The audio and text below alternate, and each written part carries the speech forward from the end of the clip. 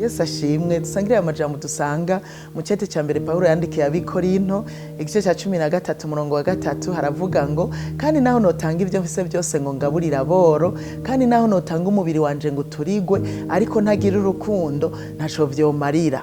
Dusangire ijambo rivuga ngo ikiza imbere y'ibindi. Mu buzima nimba hari ikintu kibishe n'umuntu abaho atazi ikiza imbere y'ibindi.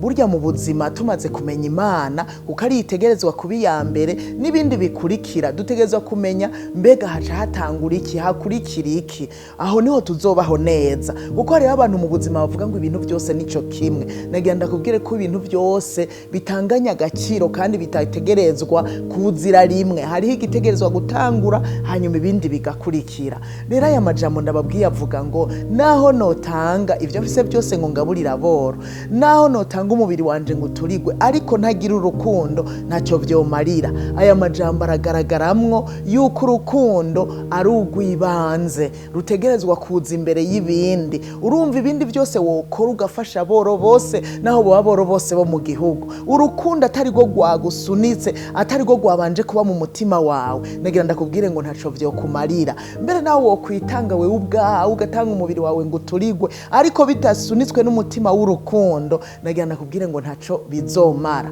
Nuko rero tumenye ikiza imbere y'ikindi aba ari cyo dukora, ntituzosange twakoreye ubusa. Abigishwa bakoranye na Yesu baramubajije ngo mwigisha ibwirizwa rikuru risumba yandi nirihe? Arabishura ngo mukundishe uhoraho imitima yanyu yose, ubwenge bwose, inkomezi zanyu, ubugingo bwanyu bwose. Acarabongererako ngo mukunde na bagenzi banyu nkuko mwikunda.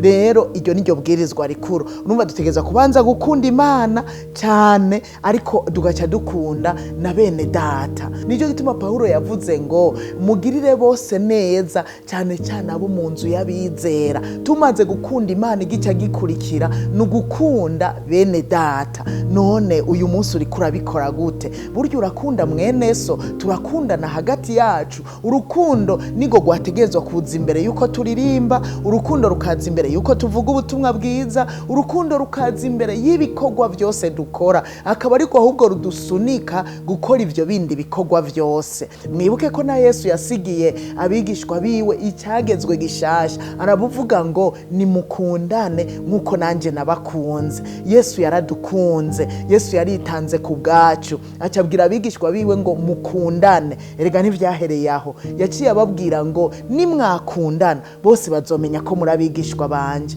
Kubera Yesu n'urukundo, Imana yacu n'urukundo, rero dutegerezwa gukundana uko biri kose. Nimba tuvuga ko turabi Imana nayo ikaba ari urukundo, ico yatugomba ko nuko natwe twategerezwa kugira urukundo muri twebwe. Rumaze kuba muri twebwe tugaca turugaragaza kuri bene data bandi, mbere no ku bantu bose. Nuko rero nco turi kuranyumviriza, nimuze dukundane ko Imana yadukunze kandi ikaba ari urukundo. Nimuze dukundane niho bizogaragara ko turabi Imana vy'ukuri. Nyanda atarukundo n'ibindi byose tuzokora nta kamaro bizogira. Burya urukundo rwategeza kwitangira kuririmba, urukundo rukitangira kuvuga ubutumwa bwiza, urukundo rukitangira gusenga, ubwo rukama mu mitima yacu. Ivyo dukora byose bikaza bisunikwa n'ubwo rukundo. Niho bose bazomenya ko turi abana b'Imana kuko Imana ari urukundo. Nuko Imana ibahezagire, muze dukundane.